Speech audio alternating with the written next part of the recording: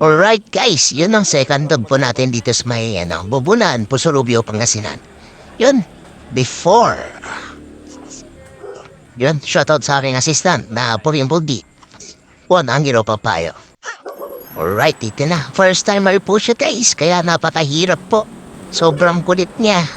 Ngayon lang po siya kasi nagupitan. Papikat po ginawa natin guys kasi 7-month-old lang siya, 7 months. Yan guys. Sobrang likot nito guys, pero okay naman, at least nagupitan pa rin na maayos kahit sobrang likot yun. Ayaw niya magpagupit doon sa may bandang ibaba ng pisngi niya. Yun, linisan na natin ang pads niya para kahit makaapak na tayo, ay mabago pa rin siya. So yan, napatapos na to guys. Maraming salamat Ma'am Mary sa walang sawang pagtitiwala. Charan! After. Ito na po yung finished product po namin. Kahit malikot.